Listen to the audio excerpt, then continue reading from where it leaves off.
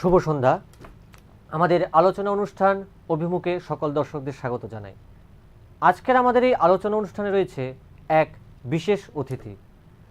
আজকাল বা বলা যায় সম্প্রতিকালে তার খুবই এক চেনা নাম। তার সাফল্যের কাহিনী নিয়েই, তার গুণগান নিয়েই আজ আমাদের এই আলোচনা। আমাদের মধ্যে রয়েছে দেবাঙ্গনা দাস। প্রথমেই দেবাঙ্গনা, তোমাকে অনেক শুভেচ্ছা জানাই তোমার এই অসাধারণ সাফল্যে। আমরা গোটা ত্রিপুরাবাসী তোমার এই সাফল্যে আনন্দিত, গর্বিত। তা তোমার এই সাফল্য নিয়ে যদি কিছু বলো, তোমার এই যে তোমার এত পরিশ্রমের ফল, যে সুফলটা এলো, যার সুখ্যাতি হয়তো এখন চারিদিকে আমাদের রাজ্যে, বহিরাজ্যে সব দিকে চলছে, সে বিষয়ে যদি কিছু বলো। এক কথায় বলতে গেলে মানে আনবিলিভেবল যদি বলি, কারণ কি মানে নর্থ ইস্টে ফার্স্ট হয়ে যাব এটা তো এক্সপেক্ট করাটা একটু মানে বড় ব্যাপার হয়ে যায়। কারণ কি নর্থ ইস্টে কতগুলি স্কুল, কত স্টুডেন্টস, তো ওদের মধ্যে যে টপ করে যাব আশা ছিল, 99% আশা করতাম। এক্সাম দিয়ে তখন বুঝেছিলাম যে এরকম কিছু হবে, কিন্তু নর্থ ইস্টে যে মানে ফার্স্ট পজিশনটা ধরে রাখতে পারবো এটার আশা ছিল না কখনোই। প্রিপারেশন যখন করতাম তখন মানে ভাবতাম যে যদি এরকমটা করতে পারতাম তাহলে কত ভালো হতো। তো এখন যখন এই দিনগুলি দেখছি, মানে কি বলবো, সকাল উঠে ভাবি যে এগুলি কি সত্যি হচ্ছে আমার সাথে।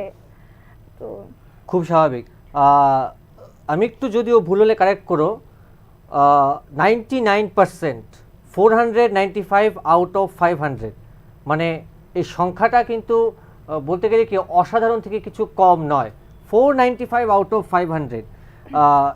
এই ঠিক প্রস্তুতিটা ঠিক কীরকমভাবে মানে ছিল? মানে সাধারণত কি হয়, আমরা দেখেছি যে পরীক্ষার্থীর মধ্যে 12-এর ফাইনাল বা সিবিএসসি, যেটা পুরো দেশভিত্তিক পরীক্ষাটা হচ্ছে, সেন্ট্রাল বোর্ড অফ সেকেন্ডারি এডুকেশনের, তো সেখানে তো অনেক লাখে লাখে ছাত্ররা, হয়তো সর্বরাজ্যের ছাত্ররা পরীক্ষার্থী হিসেবে আছে। তো তাদের মধ্যে থেকে ঠিক সেরকমভাবে 99% পাওয়া, 495 আউট অফ 500, সেই যদি সেই তোমার একটু টিপসগুলো কীভাবে একটু বলো, মানে ঠিক কীভাবে তুমি সেই প্রস্তুতিটা নিয়েছিলে? যদি টিপসগুলি বলতে হয়, সবচেয়ে ফার্স্ট আমি রাখবো পেশেন্স। কারণ কি এটা তো মানে 11 থেকে 12 অবধি একটা জার্নি, বলতে গেলে 2 ইয়ার্সের জার্নি।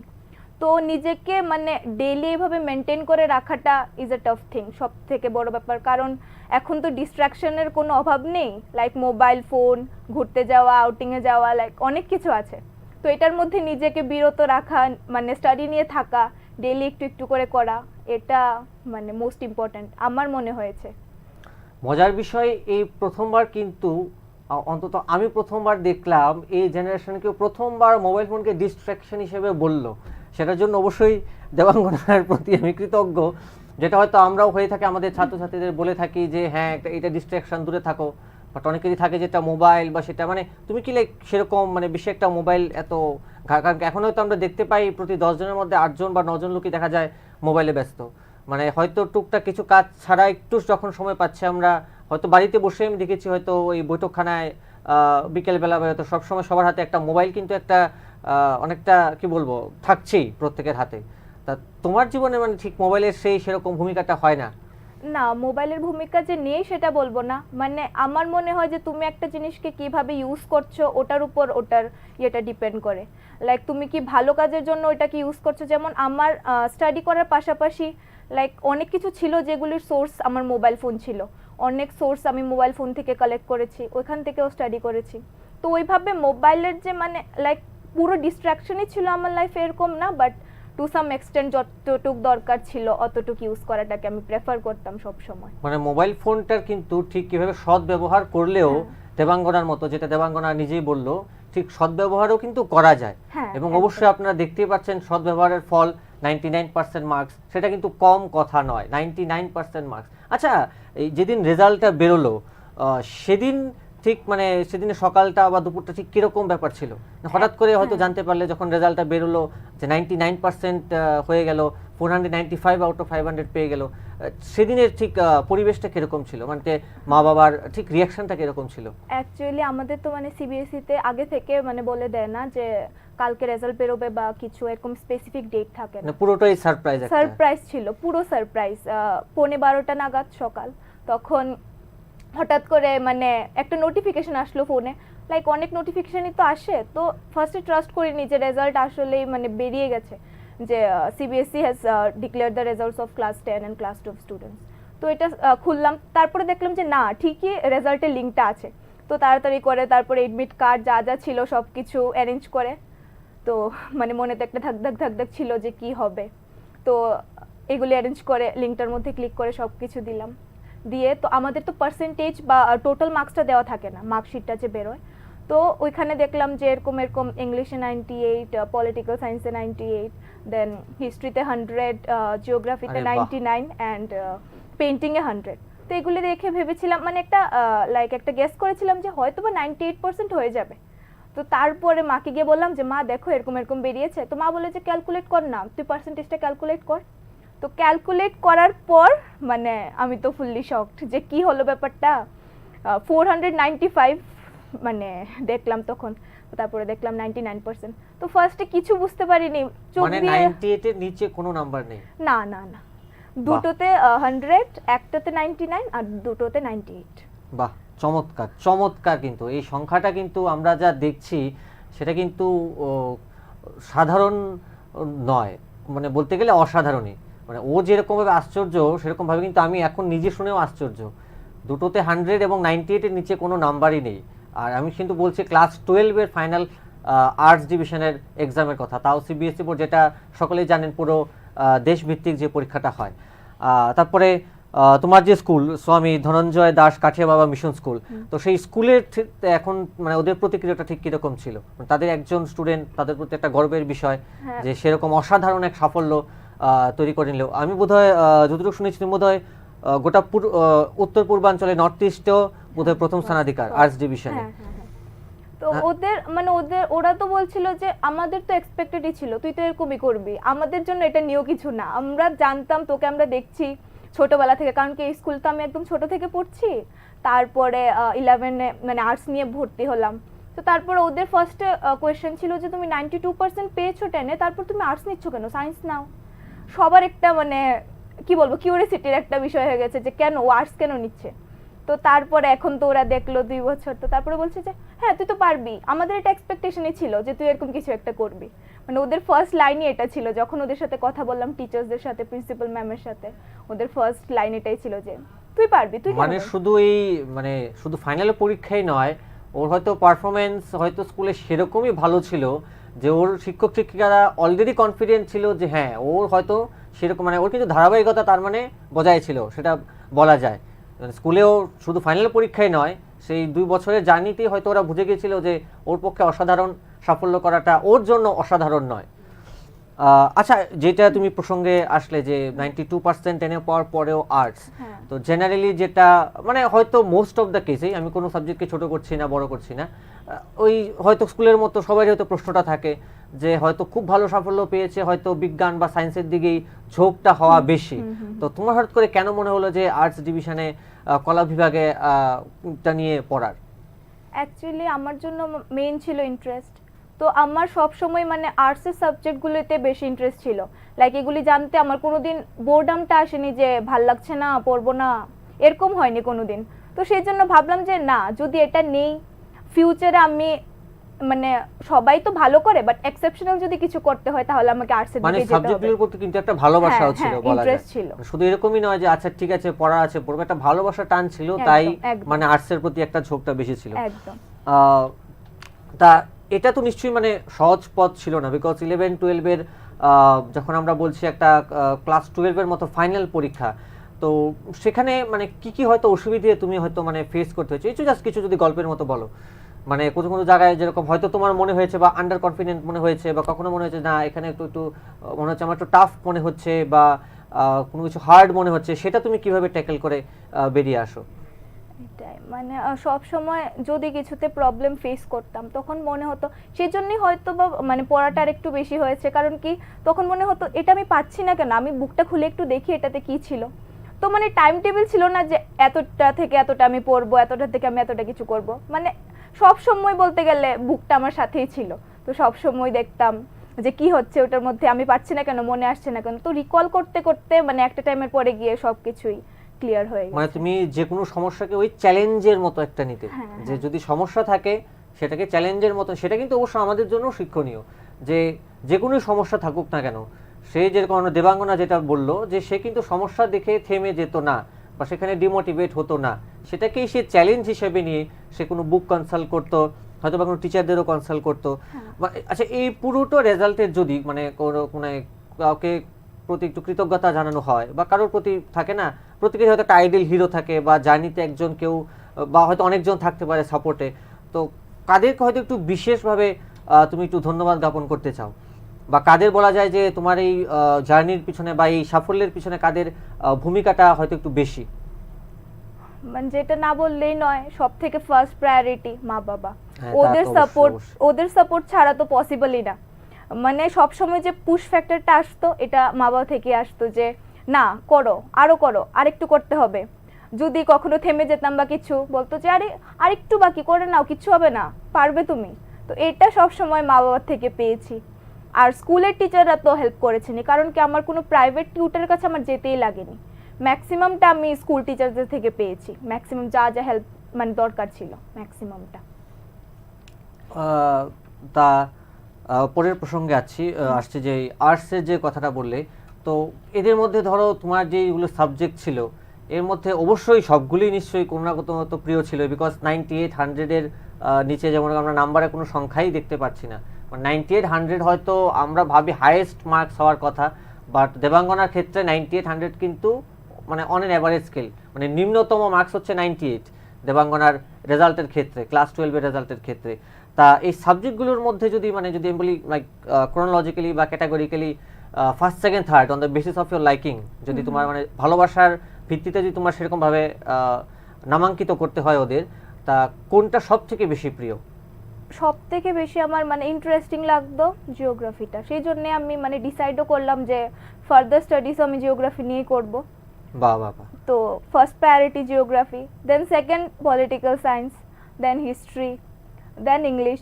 আর পেন্টিংটা তো অ্যাজ এ হবি ছিলই, বাট অ্যাজ এ সাবজেক্ট নেওয়ার পর তো মানে ওইটা হয়ে গেল। আচ্ছা, জিওগ্রাফির প্রতি মানে যেটা আমি যতটুকু জানি জিওগ্রাফি নিয়ে, সেটা তো একটু কঠিনতম সাবজেক্ট, অনেক ফিগার, অনেক ম্যাপ, অনেক কিছু ভিজুয়ালভাবে অনেক কিছু মনে রাখার ব্যাপার থাকে, অনেক ইনফরমেটিভ সাবজেক্ট থাকে পুরো। তো সেটা একটু এত কমপ্লিকেটেড সাবজেক্ট হওয়া সত্ত্বেও সেটার প্রতি ইন্টারেস্টটা কিভাবে জন্মালো, বা ঠিক কোন ক্লাস থেকে মনে হলো যে না জিওগ্রাফি বিষয়টা একটু আমার বেশি ইন্টারেস্ট লাগছে, বা একটু বেশি একটু আমাকে টানছে বিষয়টা? এটাই মানে জিওগ্রাফি হয়তো বা একটু ডিফিকাল্ট দেখে এটা বেশি অ্যাট্রাক্ট করেছে আমাকে, হয়তো বা। কারণ কি মানে যেটা আমরা ইজিলি পেয়ে যাই বা ইজিলি বুঝে যাই, ওটার প্রতি কিন্তু আমাদের একটা ইয়ে থাকে যে ফর গ্রান্টেড নিয়ে নিই যে ঠিক আছে এটা হয়ে যাবে। কিন্তু জিওগ্রাফিটা একটু চ্যালেঞ্জিং ছিল, আর একটু প্র্যাকটিক্যাল সাবজেক্ট, তো সেই জন্য মানে আমার ওটার প্রতি ইন্টারেস্টটা একটু বেশি ছিল। আর্টস থেকে মানে জিওগ্রাফিটা একটু ডিফারেন্ট, মানে একটু ফিল্ড সাবজেক্ট, বাকিগুলি তো একটু থিওরিটিক্যাল বেসড। তো সেই জন্য জিওগ্রাফিটা মানে একটু বেশি অ্যাট্রাক্ট করতো আমাকে সব সময়। মানে দেবাঙ্গনার ক্ষেত্রে হচ্ছে ব্যাপারটা অনেকটা কিরকম, মানে যাই ওর জীবনে দেখছে ওর সমস্যা বা কোনো একটা জিনিস কঠিন, তো জেনারেলি কি হয়, আমরা হয়তো কোনো কঠিন জিনিস দেখলে, সমস্যা দেখলে চেষ্টা করি সেটা এড়িয়ে যেতে বা সেদিকে না যেতে। কিন্তু দেবাঙ্গনার ক্ষেত্রে কিন্তু গল্পটা অন্যরকম, ও যাই দেখতো, যখনই সমস্যা, যখনই দেখছে কোনো কিছু নিয়ে কঠিন, দেবাঙ্গনা সেটার উপর ঝাঁপিয়ে পড়ছে উল্টো। মানে সেটা কেন সমস্যা, কি এটা নিয়ে সমস্যা, এটা কেন কঠিন, সেটা কিন্তু দেবাঙ্গনা পুরো গিয়ে মানে সেই সমস্যাটা সমাধান করে সেটাকে নিজের প্রিয় সাবজেক্ট কিন্তু বানিয়ে নিতে হবে। মানে সত্যি এই 99%-এর পিছনের গল্পটা সত্যি কিন্তু মজাদার। মানে যারা হয়তো শুনছেন, দেখতেই পাচ্ছেন কিভাবে মানে কেনই বা সে 99% পেয়েছে, এর পিছনে কিন্তু ওর মানসিকতাটাও একটা বড় অবদান রয়েছে। কোনো কিছু কঠিন দেখে কিন্তু পিছিয়ে যায়নি দেবাঙ্গনা। ও যখনই হয়তো কোনো কিছু ডিফিকাল্ট, কোনো কিছু হার্ড দেখেছে, সেটা ভেতরে আরও বেশি ইন্টারেস্ট দেখিয়েছে। সেটাই হয়তো আমাদেরও শেখা উচিত, আমাদেরও জানা উচিত, যে যখনই হয়তো আমরা জীবনে কোনো কঠিন পরিস্থিতি দেখছি, আমরা সেটা পালিয়ে না গিয়ে সেটাকে মোকাবিলা করি, আমরা সেটাকে আমরা বুঝি, সেটাকে আমাদের প্রিয় জিনিস বানিয়ে নিই, তাহলে হয়তো জীবনটা আরও অনেকটা সরল হয়ে যাবে। আচ্ছা, তুমি যে পেন্টিংয়ের কথা বলছিলে, তা ওই পড়াশোনার পাশাপাশি তো নিশ্চয়ই কোনো না কোনো হবি তো নিশ্চয়ই আছে, তো সেটা কি মানে পেন্টিংই? হ্যাঁ হ্যাঁ, পেন্টিং মানে কি বলবো, আমার জন্য স্ট্রেস বাস্টার বলতে পারেন। লাইক সব সময় পেন্টিংটা করে যখন স্ট্রেস থাকতাম কিছু এঁকে ফেলতাম, তো এগুলি করে মানে হ্যাপিনেসটা আনতাম আর কি নিজের মধ্যে। এমনি পেন্টিং ছাড়া আর অন্য কোনো বিষয় বা অন্য কোনো জিনিস নিয়ে কোনো কিছু হতে, যেমন বই পড়া বা কোনো কিছু, হ্যাঁ, মানে হ্যাঁ। পেন্টিংটা মানে তুমি কি মানে শিখেছো নাকি সেই মানে হয়তো দেখতে দেখতে বা কোনো কিছু ভালো লাগছে না, তার শিখতাম, নিয়ে আমরা তারপরে মানে স্টাডিজে ঢুকে যাওয়াতে ওটা আর কন্টিনিউ হয়নি। আচ্ছা, ছোটবেলা আচ্ছা। শিখতাম, পেন্টিং শিখতাম, তা তারপরে এখনো কি মানে যখন 11-12 হয়তো অবশ্যই অনেক পড়াশোনার একটা চাপ রয়েছে, সব রয়েছে, তো এর মাঝেও কি মানে ওই একটু একটু পেন্টিং করা টোরা, একটু স্কেচ টেচ করা, ওগুলো কি হতো? একদম একদম, কারণ কি আমার তো সাবজেক্টই ছিল পেন্টিং, যার জন্য ওটা নেওয়া, মানে তো হতো, একদম হতো। ওইটা অ্যাজ এ সাপ্লিমেন্ট থাকতো সব সময়। স্কুলেরও কিছু কাজ থাকতো এক্সামের জন্য, ওইগুলি, তারপরে নিজের ইন্টারেস্ট তো আছেই, তো যখনই একটু মানে ফ্রি টাইম পেতাম হতো। ঠিক আছে, আমাদের আলোচনা চলতেই থাকবে। নিয়ে নিচ্ছি একটা ছোট্ট বিরতি। বিরতির ওপারে আমরা আবার শুনবো দেবাঙ্গনা থেকে তার সাফল্যের আরও কিছু গল্প। চোখ রাখুন নিউজ নাওয়ের পর্দায়। আপনি দেখছেন নিউজ নাও, আমরা জানি কোনটা খবর।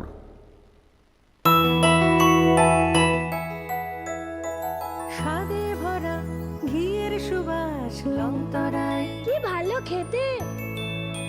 শুদ্ধ ঘিয়ের আবেশ ভরা লংতরায়, অপূর্ব সুগন্ধ, পুষ্টি ভরা ঘিয়ের খাবার, গাওয়া ঘি প্রিয় সবার, লংতরা একেই বলে বিশুদ্ধ ঘি।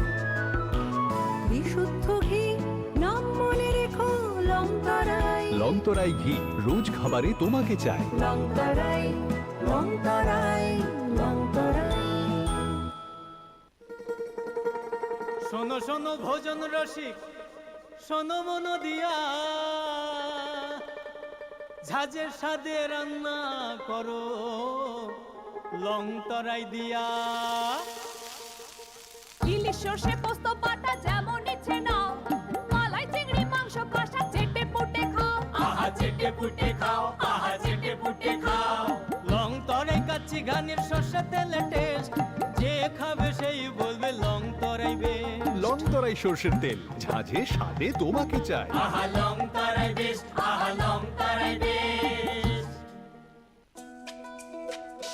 তুমি আছো রান্নাঘরে, তাই সুগন্ধে ভরে, যা খুশি তেমনই খাই তোমার জাদুর রান্নায়। থাকে শুধু লংতরাই, থাকে শুধু লংতরাই।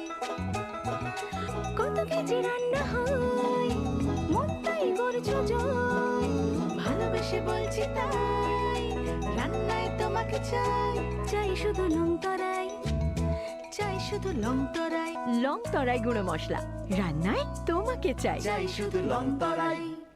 শ্যাম সুন্দর কোম্পানি জুয়েলার্স শুভ অক্ষয় তৃতীয়া 30 এপ্রিল থেকে 11 মে 2024। আসুন বেছে নিন আপনার মনের মতন অক্ষয় জৌলুসের প্রতীক। 100% এক্সচেঞ্জ মূল্য যে কোনো জুয়েলার্সের হলমার্কযুক্ত পুরনো সোনার গয়নায়। 275 টাকা ছাড় প্রতি গ্রাম সোনার গয়না কেনাকাটায়। 100% ছাড় হীরের গয়নার মজুরিতে। প্রতিটি কেনাকাটায় নিশ্চিত উপহার, ডেইলি লাকি ড্র, স্বর্ণ মুদ্রা, মেগা ড্র, 3টি স্কুটি। পাশাপাশি আছে সোনায় সোহাগা গয়না কেনার বিশেষ ডিসকাউন্ট স্কিম, জিএসআই আইজিআই পরীক্ষিত গ্রহরত্ন, রূপোর মুদ্রা ও রূপোর সামগ্রী। একেবারে সহজ সাধ্য দামে চোখ ধাঁধানো হীরের গয়নার সম্ভার। শ্যাম সুন্দর কোম্পানি জুয়েলার্স শুভ অক্ষয় তৃতীয়া 30 এপ্রিল থেকে 11 মে 2024। সবার সাদর আমন্ত্রণ। শ্যাম সুন্দর কোম্পানি জুয়েলার্স, কামান চৌমুহনী, ইউকো ব্যাংকের।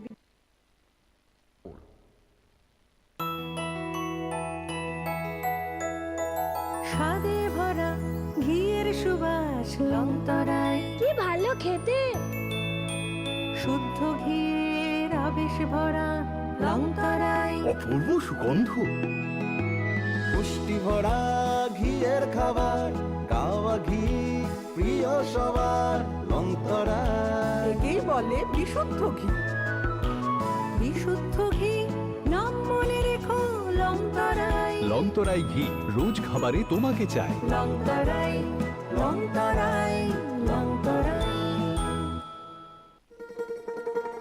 শোনো শোনো ভোজন রসিক, শোনো মন দিয়া, ঝাঁঝের সাদে রান্না করো লং তরাই দিয়া। ইলিশ সর্ষে পোস্ত বাটা যেমন ইচ্ছে নাও, মালাই চিংড়ি মাংস কষা চেটে পুটে খাও, আহা চেটে পুটে খাও, আহা চেটে পুটে খাও। লং তরাই কাচ্চি ঘানির সর্ষে তেলে টেস্ট, যে খাবে সেই বলবে লং তরাই বেশ। লং তরাই সর্ষের তেল, ঝাঁঝে স্বাদে তোমাকে চাই। আহা লং তরাই বেশ, আহা লং তরাই বেশ। তুমি আছো রান্নাঘরে, তাই সুগন্ধে ভরে, যা খুশি তেমনই খাই তোমার জাদুর রান্নায়। থাকে শুধু লং তরাই, থাকে শুধু লং তরাই। কত কেজি রান্না হয়, মনটাই গড়ছে জয়। ভালোবেসে বলছি তাই, রান্নায় তোমাকে চাই, চাই শুধু লং তরাই, চাই শুধু লং তরাই। লং তরাই গুঁড়ো মশলা, রান্নায় তোমাকে চাই, চাই শুধু লং তরাই। শ্যাম সুন্দর কোম্পানি জুয়েলার্স শুভ অক্ষয় তৃতীয়া 30 এপ্রিল থেকে 11 মে 2024। আসুন বেছে নিন আপনার মনের মতন অক্ষয় জৌলুসের প্রতীক। 100% এক্সচেঞ্জ মূল্য যে কোনো জুয়েলার্সের হলমার্কযুক্ত পুরনো সোনার গয়নায়। 275 টাকা ছাড় প্রতি গ্রাম সোনার গয়না কেনাকাটায়। 100% ছাড় হীরের গয়নার মজুরিতে। প্রতিটি কেনাকাটায় মশলা হাতে নয় চামচে তুলুন। লংতরাই গুঁড়ো মশলার প্রতিটি 250 গ্রাম প্যাকেটের সাথে 1টি চামচ ফ্রি। লংতরাই গুঁড়ো মশলা, রান্নায় তোমাকে চাই। আপনি দেখছেন নিউজ নাও, আমরা জানি কোনটা খবর। ফিরে এসেছি আমরা আমাদের আলোচনা অনুষ্ঠান অভিমুখে। তো আমাদের গল্প চলছিল দেবাঙ্গনা দাসের সঙ্গে, যে হচ্ছে এবার আমাদের সিবিএসসির কলা বিভাগের টপার, শুধু স্টেট টপারই নয়, north east topper with 99% marks, 495 out of 500। আমরা বিরতির আগে শুনছিলাম দেবাঙ্গনার কিছু সাফল্যের কাহিনী। তো সেই সাফল্যের কথাই বলতে গিয়ে মানে ঠিক স্কুল লাইফটা ঠিক ছোটো থেকে কীরকম ছিল, মানে বরাবরই কি সে একটু পড়াশোনার প্রতি ঝোঁকটা বেশি নাকি না, মানে কিছুটা সময়ের পর মনে হলো যে না আমি হয়তো, আচ্ছা ছোটবেলা দুষ্টামি করতে দুষ্ট ছিলে, এমনিতে বাড়িতে কিরকম? একদমই না, মানে শান্ত, একদম ছোটবেলা থেকে হ্যাঁ, সবসময় শান্ত। শান্ত। মানে আমি যদি বাড়িতে থাকি কেউ যদি না দেখে বলতেই পারবে না যে আমি বাড়িতে আছি, এরকম মানে টাইপের। কি সেই ছোটবেলা থেকেই মানে সেই পড়াশোনা আর মানে এই নিয়ে একদম চারিদিকে? হ্যাঁ, মানে এত একটা গ্যাদারিং, এত বেশি কিছু ভালো লাগতো না, সব সময় মানে ঘর কোণে বলে না, এরকম টাইপের ছিলাম আর কি ছোটবেলা থেকেই। আচ্ছা, তা এই মানে ঠিক এই পড়াশোনার প্রতি যে সে একটা ভালো লাগা, মানে সেটা ঠিক মানে কখন থেকেই মানে শুরু হয়ে গেল? মানে সেই ছোটবেলা থেকেই যে না পড়তে ভালো লাগছে, পড়ছি সেরকম ভাবে, নাকি কিছুক্ষণ পরে হয়তো একটু বড় হয়ে মনে হলো যে না পড়াশোনাটাকে একটু সিরিয়াস ভাবে হয়তো অ্যাপ্রোচ করছি, সেটা ঠিক কিরকম? মানে আমি যদি বলি ছোটবেলা থেকে মাকে পুশ করতে লাগতো যে পড়তে বস, মা পড়াতো, আর মাকে তো মানে লাইক এরকম ভাবে ভয় পেতাম, মা বলছে মানে কি, মাই ছোটবেলা থেকে পড়াতো। তো তারপরে আস্তে আস্তে তখন করোনা পিরিয়ড চলছিল, তো তখন আস্তে আস্তে মানে কি করব, বাড়িতে থেকে কিছু তো করতে লাগবে, তো তখন আস্তে আস্তে একটু একটু করে বই পড়া এগুলি স্টার্ট করলাম। তো তারপর থেকেই মানে পড়াশোনার প্রতি মানে বলা যায় প্যান্ডেমিকে চারিদিকে হয়তো সেরকম অর্থে খারাপ কিছু হলেও দেবাঙ্গনার ক্ষেত্রে কিন্তু ব্যাপারটা ভালোই হয়েছে, পড়াশোনার প্রতি একটু ঝোঁকটা আরো বেড়ে গেছে। হ্যাঁ, তারপর তোমাকে মাঝখানে ইন্টারাপ্ট করলাম, হ্যাঁ তারপরে এটাই তো মানে তারপরে এই তো চললো, আমাদের তো এক্সামটা হবে কি হবে না, ক্লাস 10 কথা বলছি, তো তারপর এক্সামটাও হলো। তো তারপরে মানে ডিসাইড করলাম যে না আমি এবার আর্টসে যাব। তো আর্টসে যাওয়ার পর মানে ইন্টারেস্ট আর একটু বিল্ড আপ হলো, যেহেতু আমার এগুলি সবগুলি আমার মানে মোস্ট ফেভারিট সাবজেক্টের মধ্যে পড়ে। তো তারপর থেকে এখন তো হার্ডওয়ার্ক চলছেই, মানে লাইক বোর্ডাম বা কিছু এরকম কিছু নেই, চলছে একদম। তা তুমি একটু আগে বলছিলেও যে জিওগ্রাফি নিয়ে তোমার ভবিষ্যতে ইচ্ছে কিছু একটা করার, তা ভবিষ্যতে সেই ঠিক পরিকল্পনাটা কিরকম, মানে ঠিক কোন হয়তো প্রফেশনের দিকে তোমার যাওয়ার ঝোঁকটা একটু বেশি? এটা ইচ্ছা আছে এখন, মানে কি বলবো, আমার তো এত একটা নলেজ নেই, মানে এখন ইচ্ছা আছে, জিওগ্রাফি তো অনেকগুলি স্ট্রিম খোলে তারপরে কলেজের পরে, তো এখন কলেজটা কমপ্লিট করতে পারলে ভালো একটা ইউনিভার্সিটি থেকে টার্গেট করছি, তো তারপরে মানে লাইক স্পেসিফিক কোনো ফিল্ডে ইচ্ছা আছে। মানে এখনো ঠিক সেরকম ভাবে কিছু ঠিক করা হয়নি, কারণ কি জিওগ্রাফি তো আমরা পাইনি, লাইক একটা ভাস্ট ওশানের মধ্যে আমরা জাস্ট একটা ছোট্ট একটা পার্ট এখন পড়ছি, তো তারপরে আস্তে আস্তে যখন একটু এক্সপোজারটা বাড়বে তারপরে সাধারণত লোকে বলে ক্লাস 11-12 নাকি সিলেবাস বিপুল হয়, যে কোনো বিভাগই হোক, যে কোনো বিষয়ই হোক। এই দেবাঙ্গনা কিন্তু একটু ব্যতিক্রম। আমি এতটুকু আলোচনায় যা বুঝছি, দেবাঙ্গনা এত কিছু পড়েও হয়তো এখন ওর হয়তো সহপাঠীরা অনেকে হয়তো ভাবছে এত কিছু পড়েও হয়তো আমাদের জন্য এত কিছু পড়ে আমাদের শেষ হচ্ছে না। আর দেবাঙ্গনার উত্তরটা কিন্তু আপনারা শুনলেন, ওকে বললো এত কিছু পড়েও মনে হলো এই অল্প একটু কিছু পেয়েছি, আর একটু বেশি কিছু পেলে হয়তো ভালো ছিল বিষয়টা। এটা কিন্তু বেশ মজাদার একটা ব্যতিক্রম দেখলাম তোমার সম্পর্কে। ও কোনো কিছুতেই অল্পেতে তৃপ্ত নেই, ও আরেকটু যদি বেশি থাকতো জিওগ্রাফিটা তাহলে হয়তো আরেকটু বেশি খুশি হতো। তোমার সেরকমভাবে এখনো মানে থাকে না, মানে প্রফেশন মানে কি করব বা এটার ফিউচারটা নিয়ে কিছু নেই, শুধু ওই ভালো লাগা সে নিয়ে মানে জিওগ্রাফি নিয়ে আপাতত এগিয়ে যাওয়া। এটাই মানে আমি বিলিভ করি পার্সোনালি যে শর্ট টার্ম গোলগুলি বেশি ইম্পর্টেন্ট। কারণ কি তুমি লং টার্ম একটা গোল রেখে নিলে তারপরে ওটার দিকে তুমি মানে এগোতেই পারছো না, শর্ট টার্ম গোলসই নেই তোমার। তুমি একটা ভেবে রেখেছো যে না আমার ওই জায়গাতে পৌঁছতে হবে, কিন্তু তোমার কোনো মানে শর্ট টার্ম কিছু নেই যে আমি আমার এতটুকু টাইমের মধ্যে এতটুকু কিছু করতে লাগবে বা কিছু, তো তখন তো ওইটা একটু জার্নিটা হার্ড হয়ে যায়। তো আমি বিলিভ করি যে শর্ট গোল রেখে ওইগুলোকে অ্যাকমপ্লিশ করতে করতে একদিন বিগ কিছু অ্যাচিভ হয়ে যাবে হয়তো বা। বাবা দারুণ। এবার একটু পড়াশোনা থেকে একটু ব্যতিক্রম বিষয়ে চলে যাই। অনেকক্ষণ পড়াশোনা নিয়ে আলোচনা করলাম। এমনিতে কি তুমি কি এক মেয়ে বাড়িতে, না ভাই বোন আছে? না না, এক মেয়ে। এক মেয়ে? এক মেয়ে। বাহ, এই একজন থেকেও একদম শান্ত। জেনারেলি আমি যতটুকু শুনেছি যারা একা থাকে একটু দুষ্টুমি করে, ইয়ে করে, হয়তো একটু বড় হয়ে গেলে বা দিদি টিদি বা দাদা হলে তখন একটু হয়তো একটু সিরিয়াসনেসটা একটু চলে আসে। কিন্তু দেবাঙ্গনার ক্ষেত্রে মানে একা থেকেও একদম চুপচাপ, মানে কখনো হয়নি যে একা আছে বাড়িতে হামসে বাড়া তো কই নেই, একটু দুষ্টুমি করি, একটু মজা টজা করি? এটার স্কোপই হয়নি, কারণ কি মা হাউসওয়াইফ, তো মা সবসময় থাকতো মানে সাথে। এতটা ভয় পেতে সবসময় একদম চুপচাপ? একদম মানে খুব ভয় পেতাম। বা হয়তো ধরো কখনো হয়তো মা ঘরে নেই তখনও মনে হয়নি যে একটু দুষ্টুমি করি কিছু একটা ছোটবেলা থেকে? এগুলোর দিকে ঝোঁকটা একটু কমই ছিল ছোটবেলা মানে বরাবরই একদম শান্তশিষ্ট একদম পুরো। আচ্ছা, তুমি তো তোমার সাফল্যের কাহিনী তো আমরা শুনলাম, তো এবছরও হয়তো অনেকে আছে যারা আমি বলছি মানে 2025-এর কথা, হয়তো আগামী বছরও অনেক পরীক্ষার্থীরা যারা তোমার জুনিয়ররা রয়েছে তারা পরীক্ষা দেবে, হয়তো তোমার মতোই হয়তো যেরকম যারা কলা বিভাগে আছে, তাদের উদ্দেশ্যে তুমি কিছু যদি টিপস দাও। আমাদের দর্শকরা যারা হয়তো দেখছে তাদের মধ্যে অনেকে রয়েছে যারা হয়তো আগামী পরীক্ষার্থী, তো তাদেরকে যদি তুমি কোনো একটা উপদেশ, কোনো টিপস যদি কিছু দাও। এই পরীক্ষার প্রতি একটা অনেকেরই দেখেছি একটা ভীতি থাকে, যেহেতু হয়তো সিলেবাসটা ভাস্ট, আর যখন 11-12-এর কথা বলছি তো অনেকেরই একটা ওই ভীতি কাজ করে, এত একটা পুরো একটা ন্যাশনাল লেভেল একটা পরীক্ষা, সেটা কিভাবে অ্যাপ্রোচ করব বা সেটার প্রতি একটা ভয় ভীতি থাকছে, একটা সিলেবাসের প্রতি ভয় ভীতি থাকে, তো সেটা কাটিয়ে কিভাবে তোমার মতো সফলতা যদি কেউ পেতে চায় তো তার ঠিক কি করা উচিত, এগুলো নিয়ে যদি কিছু একটু বলো। সব থেকে ফার্স্ট যদি বলি কিছু তাহলে বলবো পেশেন্স। কারণ কি একটা জার্নি মানে জার্নি আর মানে কি বলবো রেজাল্টটা আর জার্নির মধ্যে টাইমটা কিন্তু খুব হার্ড হয়। রেজাল্টটা এসে পড়লে তো লাইক হ্যাপিনেস সেলিব্রেশন সব কিছু চলে, কিন্তু ওই যে আগের ফেজটা ওইটা কিন্তু খুব টাফ। আর এখন মানে আমাদের যে এজটা লাইক যেটা আগেই বললাম অনেক ডিস্ট্রাকশনস আছে অনেক টাইপের, তো এইগুলি থেকে যদি নিজেকে একটু সেপারেটেড রাখা যায় তাহলে মানে অনেকটা হেল্প হয়।